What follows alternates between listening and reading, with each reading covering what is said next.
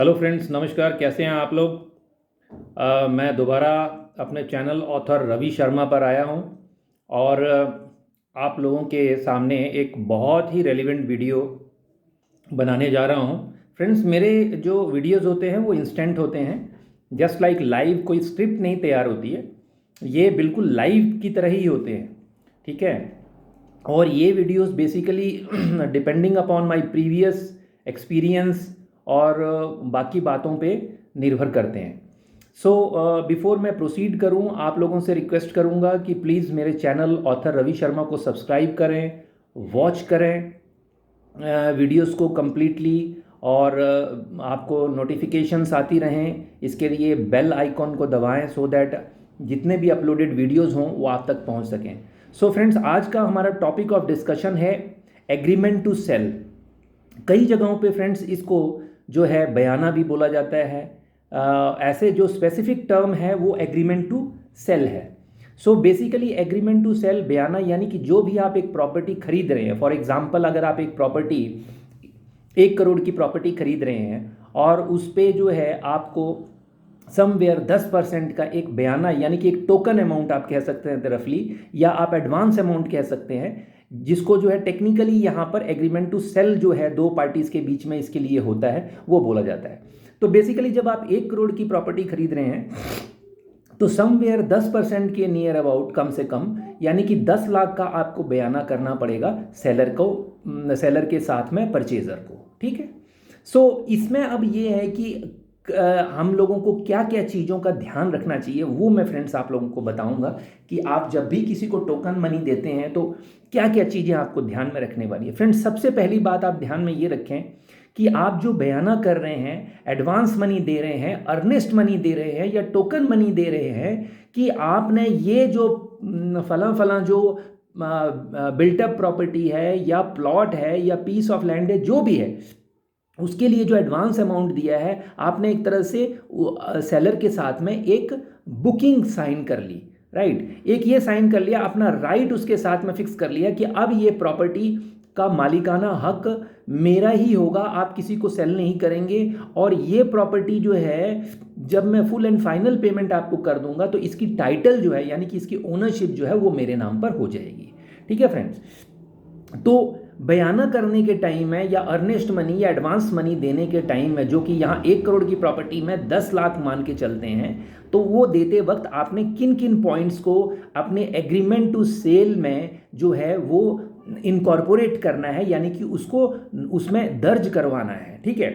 इसमें मैं एक दो बातें और भी आपको बताऊंगा। नंबर 1, पहली बात कि आप जो है विटनेसेस जो डलते हैं, 2 विटनेसेस डलते हैं इसमें जब एग्रीमेंट टू सेल एग्जीक्यूट होता है, तो कम से कम एक विटनेस आपका अपना कोई जानकार होना चाहिए। ये बहुत इंपॉर्टेंट एक एविडेंस ट्रीट होता है अगर कोई डिस्प्यूट हो इन फ्यूचर में, तो कम से कम एक जो है विटनेस वो आपका अपना हो, ये जरूर ध्यान रखें। नंबर 2, बयाने को कम से कम नोटराइज तो जरूर करें। नोटराइज कराने का मतलब है कि आप जो भी जो नोटरी है आपके इलाके का, आप उसके पास जाएंगे और वहाँ पर जो है आपका बयाना उसके रजिस्टर में जो है वो दर्ज हो जाएगा, और वहाँ नोटरी नंबर एक वो जनरेट करके आपको देंगे कि ये आपका नोटरी नंबर है। वहाँ पे सेलर, बायर, विटनेसेस सबके सिग्नेचर होते हैं उनके रजिस्टर में। सो वो भी एक तरह से आपके लिए एक विटनेस का काम करता है अगर कोई लीगल डिस्प्यूट अराइज होता है तो चलिए फ्रेंड्स, 2 पार्टीज के बीच में जब भी आप एग्रीमेंट टू सेल एग्जीक्यूट करते हैं तो सबसे पहली बात जो आपने सबसे पहला पॉइंट ध्यान में रखना है कि सेलर जो है वो को ओनर है या ओनर है जिस प्रॉपर्टी का, उसका खेवट नंबर, खतौनी नंबर क्या है और खसरा नंबर क्या है। फ्रेंड्स, खसरा नंबर एक ऐसी चीज है जो आपकी प्रॉपर्टी का बिल्कुल स्पेसिफिक खसरा नंबर होना चाहिए, बिकॉज खसरा नंबर प्रॉपर्टी का ये क्लियर कट एक हाउस नंबर की तरह ही होता है खसरा नंबर। तो जब आपकी प्रॉपर्टी में एक स्पेसिफिक खसरा नंबर लगा होता है तो वो प्रॉपर्टी जो है उस प्रॉपर्टी को जो है एक सेपरेट प्रॉपर्टी की तरह ट्रीट किया जाता है। नंबर 1। अच्छा, जब आप अपना खेवट नंबर, खतौनी नंबर, ये सारा कुछ जब डालें तो आप जो है लेटेस्ट जमाबंदी जो है, जो इसको नकल, कहीं फ़र्द, कभी कहीं रजिस्टर ऑफ राइट्स हैं, कहीं जो है अलग अलग नामों से पुकारते हैं, तो ये इसमें आप जो है लेटेस्ट आपकी जमाबंदी जो है, आप जानते हैं जमाबंदी हर 5 साल में रिवाइज होती है, राइट। तो आप लेटेस्ट जमाबंदी में देखें, खेवट खतौनी नंबर जो लेटेस्ट ऊपर लिखा हुआ होता है उसको जो है आप जो है मतलब वो आपका लेटेस्ट खेवट और खतौनी नंबर आप उसमें एग्रीमेंट टू सेल में नोट डाउन करें। खसरा नंबर नोट डाउन करें, कितना एरिया है, राइट। जैसे कि अगर हम कुछ एरिया, जैसे मैं हिमाचल प्रदेश की बात करूं तो यहाँ पर जो है ये फर्स्ट यूनिट जो यूनिट है ऑफ मेजरमेंट, जो मेट्रिक इकाइयाँ हैं, वो पहली है हेक्टेयर और दूसरी है एरीज और तीसरी है सेंटियर्स। सो फ्रेंड्स, आपको जो है आपका कितना जो है स्टार्टिंग के 2 जो नंबर्स होते हैं वो हेक्टेयर के आएंगे, फिर नेक्स्ट 2 जो आते हैं वो एरीज के आते हैं, और जो फिर नेक्स्ट 2 आते हैं वो जो है सेंटियर्स के आते हैं। तो अगर मैं आपको बताऊं कि अगर आपका मान लीजिए कि 03 डैश जो है 00 लिखा हुआ है, 00 देन 03 देन कॉमा 0,85, ठीक है। दोबारा से आपको बताता हूँ, 00 डैश 03-85 हेक्टेयर। तो इसका मतलब है कि एक एरीज में 100 जो है सेंटियर्स होते हैं। तो अगर 03 है तो यानी 3 × 100 यानी कि 300 सेंटियर्स प्लस 85 सेंटियर्स यानी 385 सेंटियर्स। इसका मतलब ये टोटल एरिया 385 स्क्वायर मीटर हुआ, ठीक है फ्रेंड्स। सो आपको लिखना है कि आपकी प्रॉपर्टी जो है वो बेसिकली उसकी डिटेल क्या है, ठीक है, और वो प्रॉपर्टी में क्या क्या चीज़ें हैं। अगर आप बिल्टअप प्रॉपर्टी ले रहे हैं तो उसमें consisting of 4 bedrooms, drawing, dining, kitchen, puja room, ठीक है, बाथरूम्स, टॉयलेट्स, तो ये सारी जो चीज़ें हैं वो आपको मेंशन करनी है, ठीक है। आपको क्लियरली जो है आपका मोहाल कौन सा पड़ता है, ठीक है, वो क्लियरली आपको बताना है कि भाई हाँ ये मोहाल है आपका, जैसे कि ये आपका विलेज जो है ये एरिया पड़ता है। आपका पटवार सर्कल कौन सा पड़ता है, जिसको पटवार वृत्त बोलते हैं, जैसे वो कौन सा पड़ता है। फिर आपकी हदबस्त कौन सी पड़ती है, तहसील की रिकॉर्ड में जो है हदबस्त होती है, जिसको हम लोग जो है जनरली बोलते हैं कि गाँव का एक अलॉटेड नंबर होता है, तो वो उसको बोलते हैं हदबस्त नंबर, राइट। जैसे कि हम अगर मैं गांव की बात करूं, टिक्कर खास 710, तो हदबस्त नंबर है ये, ठीक है। तो इस तरह की चीज़ें जो है, पिन कोड, ये सारी चीज़ें जो है मेंशन करें। ये सबसे नंबर 1 चीज़ है, क्योंकि जो सबसे प्रायर चीज़ है कि आप किस प्रॉपर्टी के लिए जो है सारी डील कर रहे हैं, एग्रीमेंट टू सेल एग्जीक्यूट कर रहे हैं। तो आप ये सारी चीज़ें जो है as per latest jamabandi for the year, जैसे अभी की बात करें तो अभी 2018-2019 की जमाबंदी की हम बात करेंगे, क्योंकि अभी जो नेक्स्ट जमाबंदी साल आएगा जो 2023-24, तो वो अभी आया नहीं है। तो हमारे सारे जो वो होंगे, बातें होंगी, जो एग्रीमेंट टू सेल होगा वो अपडेटेड जमाबंदी जो है फॉर द ईयर 2018-19 के बेस पे होगा। तो ये पहली बात होगी कि प्रॉपर्टी की डिटेल। सेकेंड, कि सेलर ने कितना अमाउंट जो है बायर के साथ में as a sales consideration agree किया है। फॉर एग्जांपल, अगर आप एक प्रॉपर्टी 1 करोड़ में ले रहे हैं तो आप बोलेंगे कि the seller has agreed to sell the above mentioned property, जो हमने ऊपर मेंशन की, ठीक है, which is exactly facing the main gate of mister XYZ, जिसके सामने वो थोड़ा सा आपको देना पड़ेगा, ठीक है। फिर and the purchaser has agreed to purchase the above mentioned property, कितने के लिए, in total sales consideration which is fixed in between both the parties for ₹1 crore, ठीक है। तो वो आप जो है 1 करोड़ जो है वर्ड्स में भी लिखेंगे और वैसे भी लिखेंगे, ठीक है। फिर नंबर 3 पॉइंट आ जाता है that through this agreement purchaser has already paid ₹10 lakh vide, ठीक है, cheque number so and so, right, check number so and so, and the remaining amount of 90 lakhs shall be paid at the time of execution of the sale deed। जब sale deed बनेगी उसके execution के समय पर जो है वो 90 लाख की जो बाकी की रकम है वो दे दी जाएगी, ठीक है। अब इसमें आप अपनी सेफ्टी के लिए ये भी मेंशन कर दें कि ये चेक अगर किसी रीज़न से भी, किसी भी रीज़न से, बीइंग अ बायर, ठीक है, किसी भी रीज़न से अगर ये चेक बाउंस होता है, ठीक है, तो उस केस में सेलर जो है वो बायर से फ्रेश चेक लेगा या बायर की कन्वीनियंस के हिसाब से पेमेंट लेगा। देखिए दोस्तों, इससे आप जो है बीइंग अ परचेजर जो है सेफर साइड में आ जाते हैं, ठीक है। इन केस अगर आपका चेक किसी रीज़न से बाउंस हो गया, किसी भी रीज़न से, मैं उस रीज़न पे नहीं जाता, तो लेकिन आपकी इंटेंशन सही है, फॉर एग्जाम्पल किसी भी रीजन से, तो आपकी इंटेंशन सही है, तो उस केस में हो सकता है कि उस दौरान, उस पीरियड के दौरान ही जो है सेलर को कोई एक ऐसा बायर मिल गया हो जो 1 करोड़, जो प्रॉपर्टी आपने तय की है उसका 1 करोड़ 10 लाख रुपया या 20 लाख रुपया दे रहा हो, तो उस केस में जो है सेलर की इंटेंशन जो है वो ये हो सकती है कि भाई ठीक है, मैं 20 लाख रुपए यहाँ से कमा लेता हूँ, अब मेरे को पॉइंट तो मिल ही गया कि सेल एग्रीमेंट को जो है मतलब वॉइड, नल एंड वॉइड करने का, ठीक है। तो ये अपने सेफ साइड में रख करके चलें, बिकॉज आपकी इंटेंशन क्लियर है और आपकी इंटेंशन क्लियर होनी भी चाहिए, ठीक है। नेक्स्ट पॉइंट ये बताएं कि the actual vacant and physical position of the above said property agreed to be sold to the purchaser is delivered by the seller to the purchaser as the seller has already received the part sale consideration of ₹10 lakh.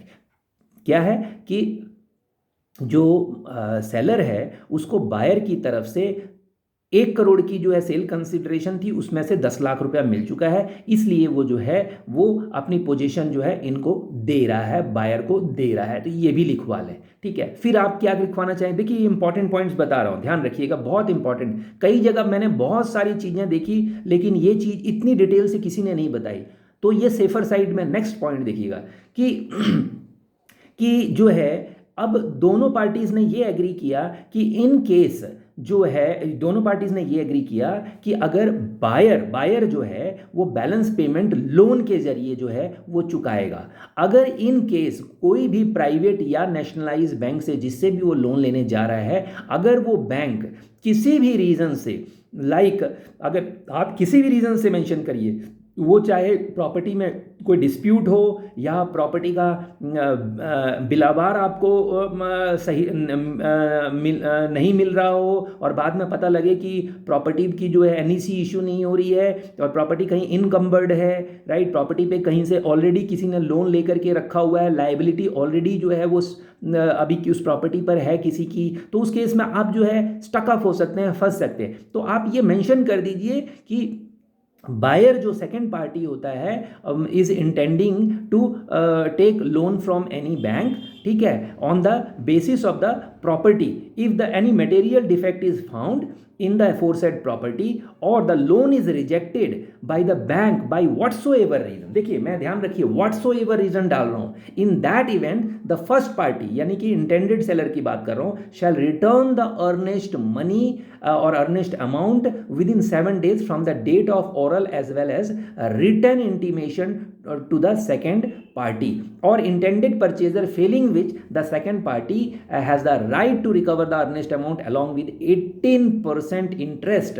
per annum along with damages in the competent court of law। यानी कि in case अगर ऐसा होता है और उसका loan sanction नहीं होता है और उसने बता दिया कि भैया मेरा फर्स्ट पार्टी सेलर, मेरा तो लोन सैंक्शन नहीं हो रहा है किसी भी रीज़न से, तो आप मेरे पैसे वापस कर दीजिए। अगर वो पैसा बताने के इंटीमेशन देने के बाद में, रिटर्न ऑरल देने के बाद में वो वापस नहीं करता है, तो स्पेसिफिक पीरियड के बाद में वो जो सेकंड पार्टी है परचेज़र, वो कॉम्पिटेंट कोर्ट ऑफ लॉ में जा करके अपना जो है हर्जाना भी मांग सकता है और इंटरेस्ट मांग सकता है उस पर, पैसे के साथ साथ, अर्नेस्ट मनी के साथ साथ, at the rate of 18% per annum, ठीक है।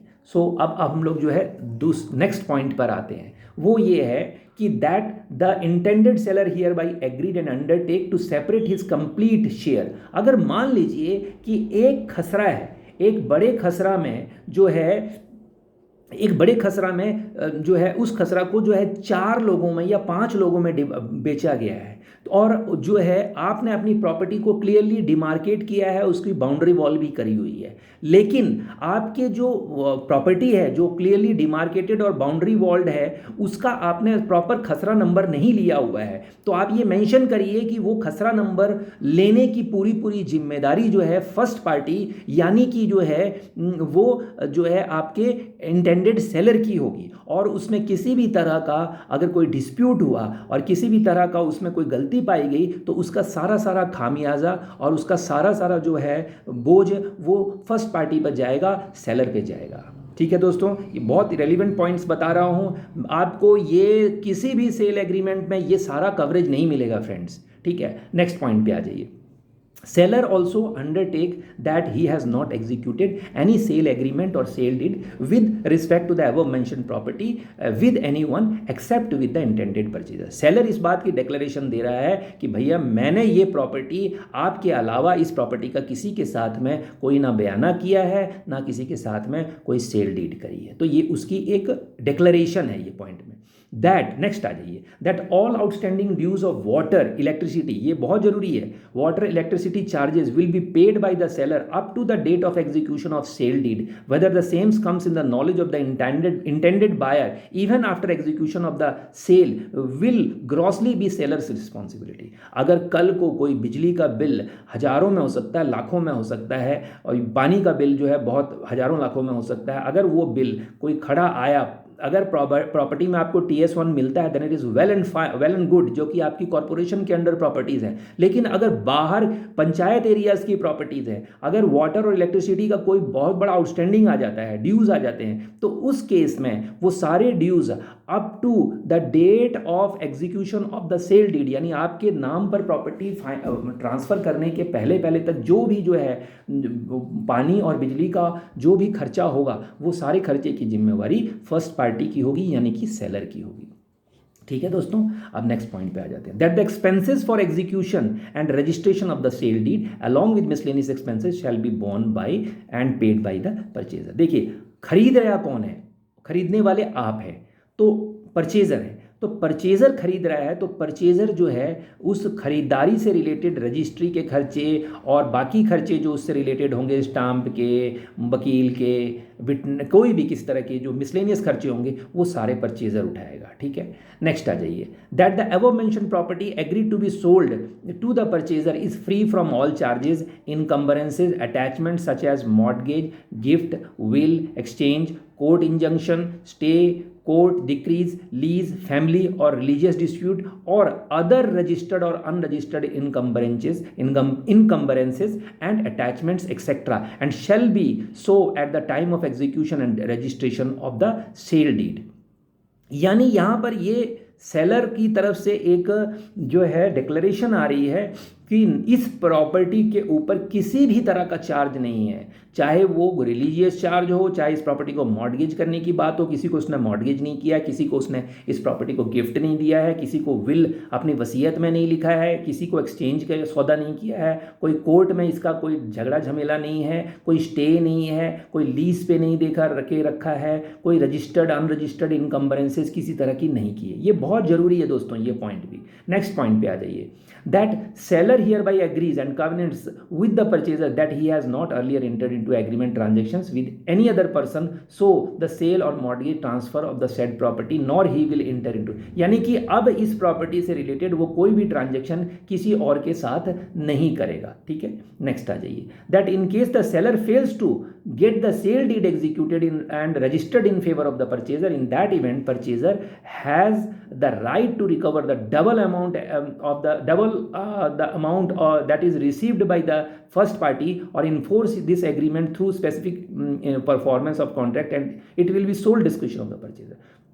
मान लीजिए कि सेलर जो है आपको सेल डीड कराने के टाइम में किसी भी रीजन से मुकर जाता है, ठीक है, कुछ भी रीज़न हो सकता है, मैं उस पर नहीं आ सकता, हो सकता है प्रॉपर्टी के प्राइस बढ़ गए हों, ठीक है, उसको ज़्यादा प्राइस ऑफर हो रही हो, उसको लग रहा हो कि भाई इसको तो 5 लाख का 10 लाख का इसके साथ में किया हुआ है लेकिन प्रॉपर्टी की वैल्यू तो 50 लाख और बढ़ गई, मेरे को तो मिल रहा है इतना, तो मेरे को क्या है 10 लाख के बदले में जो है इसको 20 लाख ही तो देना पड़ेगा, डबल अमाउंट ही तो देना पड़ेगा, लेकिन फिर भी मैं 30 लाख रुपया और कमा रहा हूँ, 50 लाख बढ़ गया है। तो ऐसे केस में जो है परचेजर जो है कॉम्पिटेंट कोर्ट ऑफ लॉ में जा करके भी जो है ये बोल सकता है कि इसका मेरे साथ में एग्रीमेंट हुआ था और इसने ऐसे ऐसे मेरे से ये लिया था पेमेंट, तो ये प्रॉपर्टी जो है मेरे नाम पर की जाए। राइट दोस्तों, सो ये एक बहुत बड़ी बात है। नेक्स्ट आ जाइए, that purchasers shall have all the rights title interest including easementary rights, right of passage in aforesaid land and building. यानी कि इस लैंड बिल्डिंग में जो है परचेजर का पूरा राइट होगा